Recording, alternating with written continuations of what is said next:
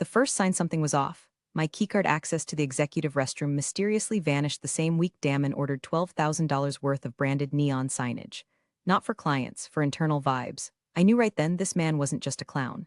He was a dangerous one with a corporate credit card and a vision board full of disruption. 9 years. That's how long I'd been the spine of Argon Tech. I'm talking HR, payroll, compliance, lease negotiations, vendor management, even building out our series of pitch deck while my daughter puked into a mixing bowl at my feet during a flu outbreak. No title change, no bonuses, just the classic startup mantra, we're a family. Well, in that case, I was the mom who did everyone's laundry, budgeted the groceries, and still got blamed when the lights went out. I remember signing the very first lease with my own LLC. Back when Argon Tech was 4 people and 1 IKEA table. We couldn't get a direct lease, we had no credit, so I signed it through my holding company. Everyone forgot, including me, until recently. Then came Damon, brought in by the board like some tech world messiah. Hair perfectly styled, teeth like they were blessed by an orthodontist and Jesus himself. Used phrases like realignment and strategic overhaul in meetings that should have been about budget forecasting. One of his first moves? Replacing my Friday ops reports with what he called a culture pulse. That's code for making sure people feel busy while actually getting less done. He didn't say it outright, but his attitude screamed it. I was a relic. Too quiet. Too practical. Not flashy enough for a CEO who thought Slack emojis were a KPI. Soon enough, he started delaying my initiatives, rerouting my direct reports just temporarily, and ghosting every calendar invite with my name on it.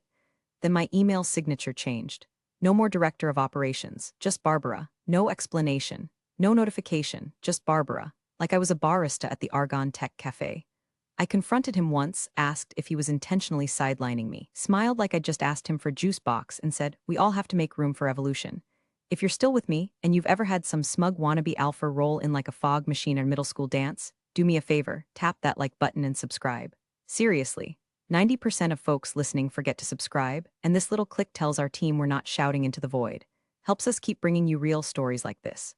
Back to Damon. Started holding closed-door meetings about reshaping the leadership narrative. That's code for gutting anyone who actually knew how the company ran. He brought in a chief people officer who wore ironic sneakers and referred to layoffs as talent offboarding ceremonies. I kept my mouth shut and documented everything. He once presented a deck titled The New Argon Tech Ethos and quoted the phrase, "Barbara is legacy. Legacy is liability." It was on slide 7. Didn't cry, I didn't shout. I took a screenshot and saved it to a folder called Damon's Greatest Hits. The team noticed. Quietly, they started apologizing to me in Slack DMs and kitchen whispers. "Sorry about that reorg, Barb. Didn't know they'd reassign your team like that." One engineer left a sticky note on my monitor that said, "Real ones know." I stopped fighting it. On the outside, I smiled in meetings, said thank you when they passed over my proposals, and sat through brainstorming sessions about things I'd solved 6 years ago. I became what they wanted, invisible, but inside, I was wide awake, watching, logging, reviewing every dotted line I'd ever signed in those 9 years. And one night, while going through the old Dropbox folder I'd kept since the beginning, I found something. The lease. Not the current lease, the original one. Back when we had nothing. Back when no one thought we'd make it past 6 months. And on that lease, not Argon Tech, Barbara Green, LLC, signed, filed, never revoked, never restructured. My LLC, my building, and Damon? Damon was too busy color-coding Slack channels to even notice. They called it a leadership refresh. Damon stood at the head of the conference table like he was delivering a sermon, sleeves rolled up just enough to show off his CrossFit scars and a faint tattoo that probably said something like grind. "This isn't about removing anyone," he said, while literally removing me from the calendar invites. "It's about alignment, focus, efficiency." Funny how efficiency always looks like middle-aged women being escorted out with a manila envelope and an HR escort who won't make eye contact. He unveiled a new org chart printed on slick cardstock, because God forbid a PDF do the job, and I scanned it fast. My name wasn't gone. That would have been too bold. Instead, was buried 3 tiers down in a new box labeled Operations Support Liaison. No reports, no authority, no seat at the strategy table. Just a euphemism for exile. HR didn't even have the decency to call me in for a talk. I found out about my role revision when a fresh-out-of-college admin handed me a stack of printed timesheets and said, "I think these go to you now." That same week, I was asked to book catering for the next exec offsite. I used to lead those offsites. My calendar once looked like war logistics, vendor calls, investor check-ins, compliance deadlines. Now, restock breakroom soap dispensers and review Q3 kitchen supply invoices. You think I'm joking? I'm not. Then came the Slack messages. Not from Damon, he was too slick for that, but from his new golden retriever, a yes man named Trey who wore all birds and said bro unironically. Trey started pinging me like I was the office concierge. "Hey Barb, any chance we can get better coffee filters? These ones make the pour-overs taste like cardboard. I was at my desk, the one now wedged between the server rack and a stack of unopened monitors when I overheard them. Damon and the new head of product, some guy who used to run a smoothie app. They didn't know I was there. Probably assumed I'd left for the day like the other non-essential staff. She's legacy baggage, Damon said, laughing. I mean, come on, she still uses Outlook. It's like keeping a fax machine around for nostalgia. The other guy chuckled. Out with the old, huh? Damon sipped his cold brew like it was champagne. Exactly. This isn't 2012. We need people who move fast, think fresh, and don't act like every meeting is a war story from the Great Startup Depression. That one hit. Not because it was cruel I could handle. Because it was lazy, unoriginal. He couldn't even be creative with his disrespect. I went to the bathroom, locked the stall, sat down fully clothed and just breathed. I'd taken exactly one sick day in 9 years. I once emailed our payroll system from the emergency room to approve bonuses on time. I stayed up 3 nights straight rebuilding our onboarding funnel after a dev broke it during his ayahuasca retreat. Legacy baggage. That phrase kept echoing, bouncing off the walls of my skull like a ricochet bullet. I didn't cry. I didn't scream. I opened the Notes app on my phone and typed 3 words, start the clock, because now it was a countdown. He'd made a mistake, not just in underestimating me but in assuming my silence meant surrender. I wasn't waiting for mercy. I was tracking movements, and I had leverage. He just didn't know it yet. I started with the Dropbox folder, the original one, not the polished internal SharePoint graveyard that Damon's people curated with pastel icons and useless acronyms, but the real vault where the bones were buried. It still had the old team photo from 2015. Me, 2 founders, 1 backend dev, and a whiteboard covered in dreams and dry erase smudges. We looked broke. We were, but we also built something. And I kept the receipts. Every early lease agreement, vendor contract, board resolution, loan application, I'd filed them all myself. I wasn't nostalgic, I was methodical. It started small. I exported Slack messages with key decisions. I screenshotted project handoffs Damon had conveniently forgotten I initiated. I made a copy of our incorporation timeline. Every deal I closed, every compliance audit I passed, every system I built, I traced the paper trail.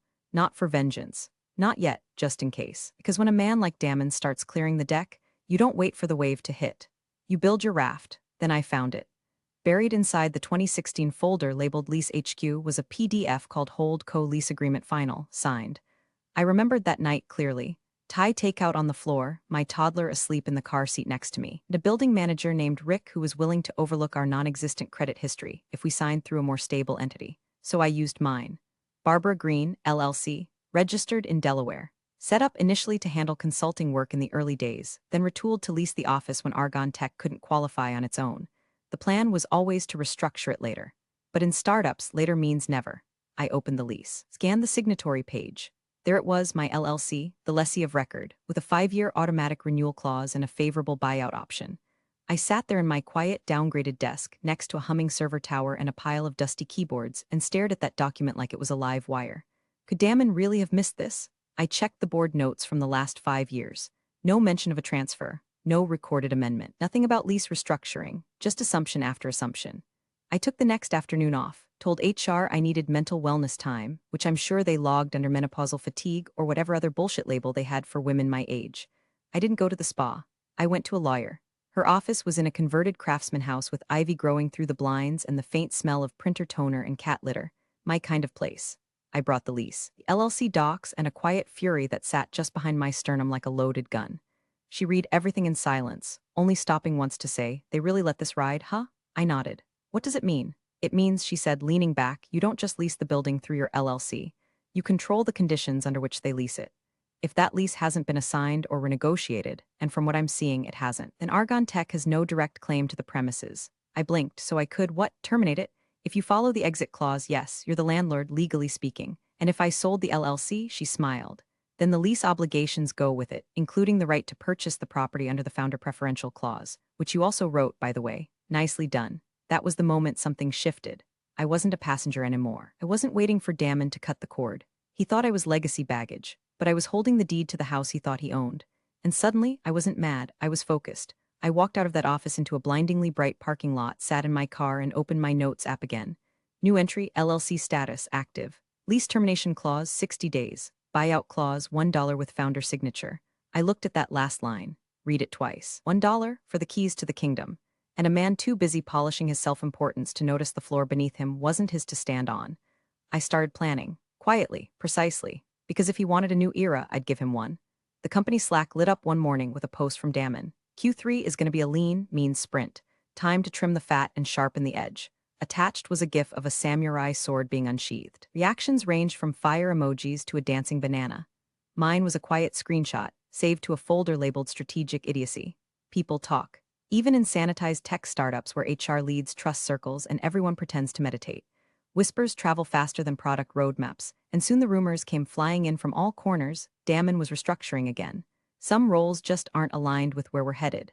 The same old purge script, dressed up in faux positivity and buzzwords like resilient reorganization. I didn't ask questions, I just listened. I let people come to me, engineers, designers, even interns. A PM quietly forwarded me a message from Trey, Damon's faithful golden retriever. FYI, Barbara probably won't be in the Q3 org chart. Don't make a big deal, just let it phase naturally. Phase naturally, like I was a zit. Then the digital news tightened. First, I was removed from the all-hands channel. No more company-wide threads, no access to team updates. Then the ops sync calendar disappeared from my view. I submitted an IT ticket. It was closed without reply. Next came the desk move. Official reason? Restructuring of spatial flow. Unofficially, a forced exile. They had a brand strategist from New York redesign the office space, and apparently my existence interfered with the open concept synergy vortex, or whatever crap they were selling. My new station was a forgotten desk near the server closet, literally next to the backup battery tower, which hummed like a dying wasp and leaked just enough heat to melt chocolate. A constant whirring drone, stale air, no sunlight, and a faint odor of old cables. I sat down that Monday morning, placed a plant on my desk, dead within 48 hours, and smiled because they thought they were banishing me to a corner. But I was in the belly of the beast now, and nobody watches the server closet.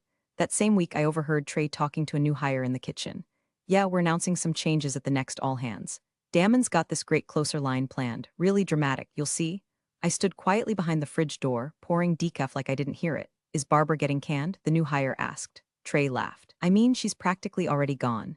Just waiting for the curtain to drop. Waiting for the curtain to drop. That night, I reopened the LLC's operating agreement, the one I'd used to structure the lease all those years ago. Clause 8.2, transfer of ownership shall include right of first refusal to purchase underlying assets at pre-negotiated rate, exercisable at sole discretion of member. Translation, I could buy the building for $1. The LLC owned the lease, but I owned the LLC. All I had to do was activate the clause. I finalized the paperwork in a fog of cold, deliberate calm. No revenge playlist, no glass of wine. Just a notary, a dotted line, and one signature that made me, in the eyes of the state and county, the legal owner of the property Argonne Tech called home. I embedded the property acquisition clause directly into the new operating agreement, tucked neatly between two procedural provisions. Clean, legal, absolute. I didn't send a notice, not yet, because the timing had to be perfect. And Damon, he was still too busy crafting his exit reveal moment for the all-hands meeting. He wanted drama. He wanted a mic drop. He was going to get one, just not the kind he rehearsed in front of his mirror. I slid the signed agreement into a locked drawer, checked my calendar, and circled the date of the next company-wide meeting. Then I added a second reminder. Courier delivery, 10:29 a.m., mid-speech. The detonation had a countdown now, and I wasn't just walking away. I was pulling the floorboards out as I went. The final phase started not with fireworks, but with a wire transfer. $1. That's what I sent from my personal account to Barbara Green, LLC, with a memo line that simply read, per clause 8.2 property transfer. There it was. The culmination of 8 years of paperwork, neglect, and Damon's terminal allergy to due diligence. I met with the attorney again, same cat litter-scented office, same coffee that tasted like it had been brewed during the Carter administration. She wore readers now, new since our last visit, and she scanned the updated documents like a woman reading obituaries she'd already predicted. You've got them, she said. No question. We finalized the transfer of property from my LLC to me personally. The sale price was $1, legally binding under the founder preferential clause I'd slipped in back in 2017 when we renegotiated the sublease to expand the server room. Everyone else had been distracted by the coffee machine budget. Signed in blue ink, so did she. Notarized, filed. By noon I had the deed. The building, 4 floors of glass, drywall, and exposed brick where Damon staged his performance art leadership routines was mine. Next up, the infrastructure. The security vendor was the same one I'd onboarded 5 years ago, small local outfit, still remembered me. I called the owner, a man named Chuck who wore socks with sandals and answered his phone like it might explode. Barb, damn, it's been a minute. What can I do for you? I need the access points reprogrammed, I said. And I need it quiet. He paused, like, stealth mode quiet? Exactly. By midnight that Thursday, Chuck's team had rekeyed the main entrance, updated the building's digital access logs, and switched administrative control of the security system to my name. Damon and the rest of his bouncy castle leadership team still had their badges, but they were now little pieces of plastic waiting to betray them. I waited until Friday to file the lease termination with the county, gave it a nice poetic ring to end the week.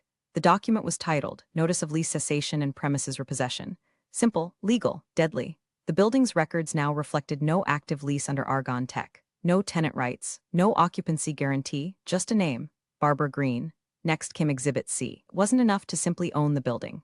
I needed a moment, a scene, something that would slice clean through Damon's PowerPoint delusions and let the truth detonate right in front of everyone. My lawyer drafted it with surgical precision. Exhibit C, Declaration of Possession transfer effective immediately upon physical delivery to any current Argonne Tech stakeholder. Premises shall be considered repossessed by sole property holder, Barbara Green. All lease terms terminated. All occupancy considered revoked.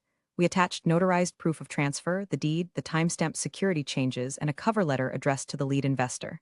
I reviewed it that night while the office slept under LED ceiling lights Damon insisted were mood optimized. Each sentence felt like a scalpel. Tight, exact, no room for misinterpretation. There would be no yelling, no scenes, just a delivery. And then the ground would open beneath them. I put the file in a heavy-duty envelope, sealed it, and placed it in a locked drawer beside my desk in the server closet, my little war bunker. I sat back in the cracked plastic chair they'd assigned me and looked around at the humming servers, the flickering backup battery lights, and the dusty coil of Ethernet cable someone had tossed near my feet. I felt nothing but clarity, not revenge, control. Because Damon could plan his little stage show for the all-hands meeting all he wanted. He could leak more whispers, sharpen his punchlines, and fantasize about his legacy moment.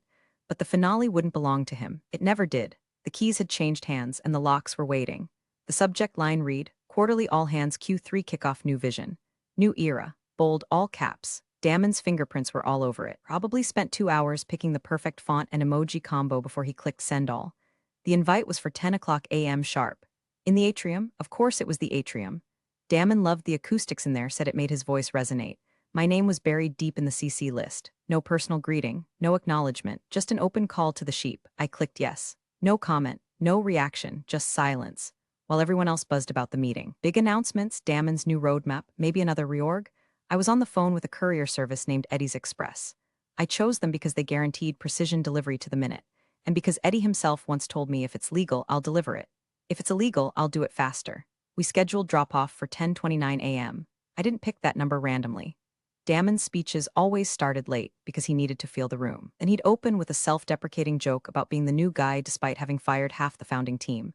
By 10:20, he'd be mid-pontification. At 10:29, right as he reached peak ego, the courier would enter, with the envelope containing Exhibit C. But before that, one more thing needed to be done. At 6:42 a.m. that morning, I composed a brief email to Argonne Tech's lead investor, Marion Fuller. She was no nonsense. Former litigator turned venture capitalist. Sharp as a whip, allergic to fluff. We'd spoken often during the series of days, back when she used to call me the only adult in the room. I hadn't reached out in a while, didn't need to, until now. The email read, Subject, Exhibit C Immediate Review Requested Marion, please find attached Exhibit C, along with relevant supporting documents. This pertains directly to the Q3 all-hands meeting today. I advise reviewing in full prior to 10:30 a.m. Regards, Barbara Green. No emotion, no warning, just the facts. I attached the packet, the deed transfer, the termination notice, the signed acquisition clause, and a copy of the new access control logs. Timestamped, certified, legal. I sent it. Then I closed my laptop, got dressed, and chose a navy blue blazer with brass buttons. The same one I wore the day we secured our first six-figure contract. Understated, fitted, sharp. At 9:55 a.m. I arrived at the office. Nobody noticed. The room was packed. Folding chairs arranged in a U-shape around the atrium's makeshift stage. Cold brewing carafes, branded notepads. Trey handing out swag tote bags like he was launching a lifestyle brand. I took a seat in the back, near the ficus plant they forgot to water. No one made eye contact. Damon stepped up at 10:08 a.m., wearing a microphone headset like he was about to deliver the Sermon on the Mount. Thank you, he said, waving his hands like the applause was deafening. Big day today, big moment. He began his usual routine, talking about pivots, vision, synergy. The word evolution came up 4 times, so did disruption, and then, finally, legacy. I folded my hands in my lap, checked my watch. 10:26 a.m., 3 minutes. He transitioned into staff recognition, thanking people who'd leaned into the new culture. No mention of me, of course not. I was the ghost in the corner. Then came his transition line. I've always said new eras require new energy. Sometimes that means letting go of what no longer serves the mission. He glanced toward me, a flicker of triumph in his eyes. I didn't blink. because behind the glass doors of the atrium, a man in a red windbreaker had just stepped inside. Courier on schedule. He held a large white envelope in both hands, moving through the crowd like he belonged. 10 steps. 5. Damon kept talking. So today marks a new chapter in. The courier stopped at the front row, handed the envelope to Marion Fuller without a word, and walked out. No sound, just the rustle of paper as she peeled it open, and the silence that followed as she began to read. I inhaled once, slow and deep. Then I exhaled, calm, still, because it had begun. The air in the atrium smelled like fresh toner and faintly of lemon disinfectant. Someone had wiped the folding chairs clean for optics, but left the broken ones in the back for people like me. I picked the one closest to the emergency exit, old habit, and sat without a word, just another name in the org chart, body in a seat, ghost in plain sight. No one greeted me, not out of malice, out of confusion. No one knew if they were allowed to. The new hires weren't even sure who I was. Barbara was now a rumor they'd heard in onboarding, like some ancient system no longer in production. Legacy software with no updates. Damon's voice came over the portable mic, crisp and cocky. He was already in mid-stride when he took the stage, pacing like he was too energized to stay still. He wore one of those slim-fit button-downs that scream, "I did 2 push-ups this morning, and now I'm invincible." "Thanks for joining, everyone," he began, smiling with teeth he probably practiced in the mirror. "Today's a special one, new quarter, new focus, new leadership era." Someone started to clap. It died mid-palm. He continued, "Now I know change can be hard, and not everyone likes where we're headed, but growth demands evolution. And evolution means letting go of what's no longer aligned." A few heads turned in my direction. I didn't move. Then he smiled wider, leaned slightly on the podium like a game show host delivering the punchline. "So with that in mind, Barbara, I think you know what time it is." My name dropped into the room like a cinder block into a kiddie pool. "Pack your desk." A few nervous laughs, scattered, uneasy. Trey, standing off to the side, chuckled too loud, like he wasn't sure if this was the actual moment or just a bit Damon cooked up for show. I didn't respond. I just tilted my head slightly, met Damon's eyes across the sea of tension, and gave the smallest nod a human can physically produce without blinking. A single syllable of movement. That nod was a full sentence in silence. "Go on, finish the show." Damon seemed briefly thrown, not because I resisted, but because I didn't. No anger, no tears, no begging. I just sat there, still, waiting. Around the room, people shifted in their chairs. HR reps leaned toward each other like they'd missed a memo. Junior Dev 2 rows ahead turned and looked at me with that face, half sympathy, half morbid curiosity. The silence stretched. Damon recovered with a smirk. "Anyway," he said, smoothing it over, "let's keep the energy up. I want to talk about the future. About how we're building something extraordinary, something agile, something adaptive." He continued to ramble, but no one was listening anymore. Not really, because the courier had just arrived. And the lead investor had just opened the envelope. And the real show was seconds from starting. And me?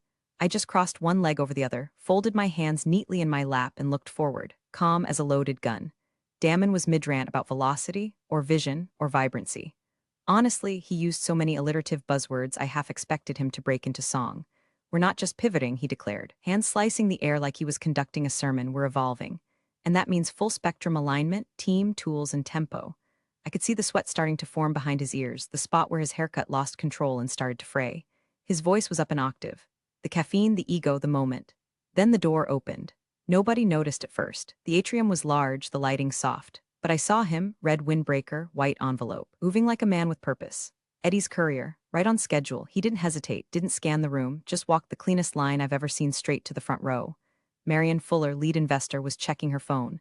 She looked up just as he stopped beside her. He said nothing. Handed her the envelope, turned, walked out. Every head turned with him. She held the envelope like it might bite her. Tore the seal, unfolded the papers, and began reading. 2 pages in, her face changed.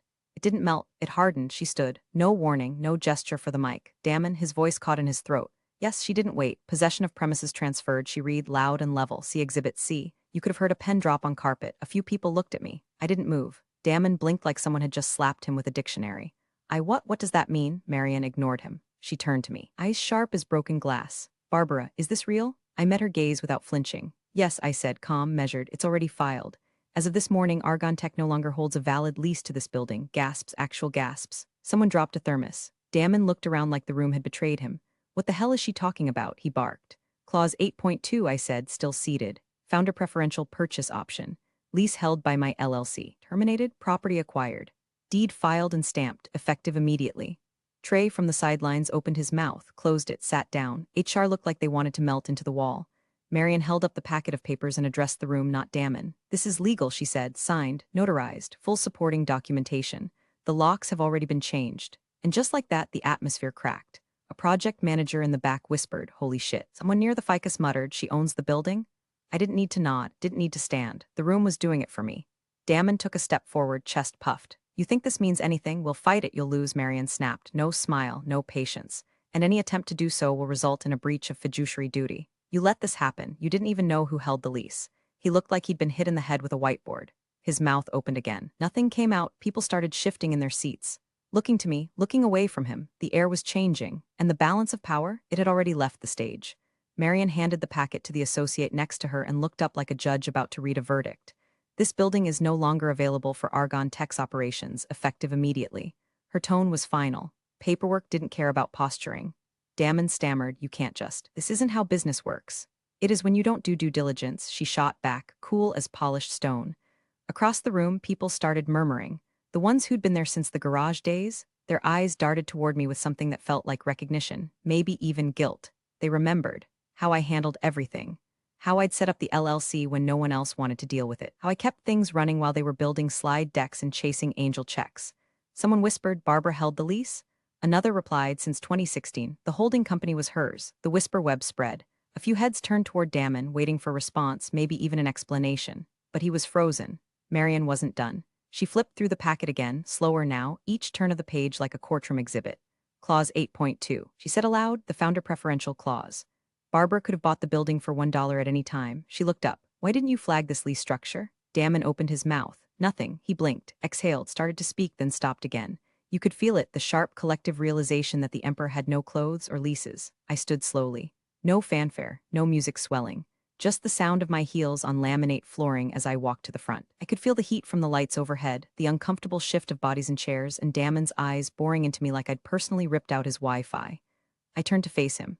"You run things, Damon?" I said quietly, voice steady as a scalpel. "Not anymore, not here." I reached for my badge, walked to the glass door at the side of the atrium where the security reader glowed red, held the badge to the sensor. Beep. Green. The door clicked. I looked back. Damon stepped forward and did the same. Held up his shiny black keycard. Beep. Red. Silence. Not a word in the room. His hand lingered there like if he held it long enough the reader would change its mind. It didn't. He dropped his arm, stepped back, and just like that the illusion shattered. He wasn't the CEO anymore. Not of anything that mattered, not in this building, not in front of this team. People stood, some in slow disbelief, some in quiet awe. A few started clapping, unsure whether it was allowed. I didn't need applause. I already had the deed. Big thanks for watching, you sneaky seniors. Subscribe to keep the coffee pot brewing revenge. Your ex-colleagues won't know what hit 'em.